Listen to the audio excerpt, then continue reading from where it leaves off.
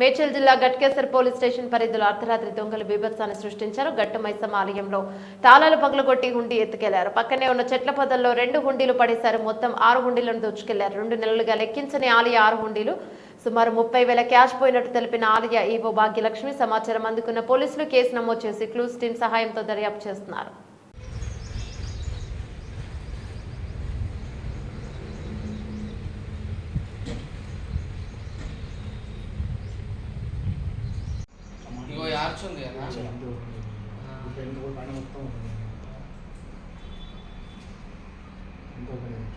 రెండు కింద ఉన్నాయి చూడండి. బజరంగల్ గ్రూప్ లో వచ్చింది, కాల్ వచ్చింది.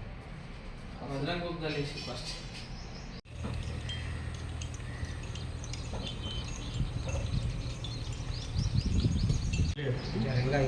పక్క పెట్టేసేయండి.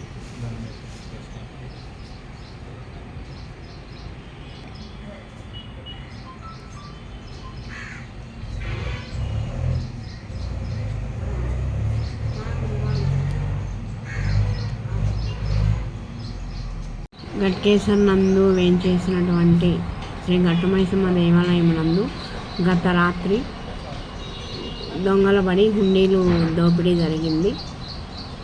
రాత్రి వర్షము గాలివాన వచ్చినందున విద్యుత్ పవర్ కూడా కట్ అయ్యింది. ఆ చీకట్లో దొంగతనం జరిగింది. పోలీసులు కంప్లైంట్ ఇచ్చాము. వాళ్ళు క్రూజ్ టీమ్ వాళ్ళు వచ్చి వెరిఫై చేస్తున్నారు. ఎన్ని హుండీలు? 6 హుండీలు.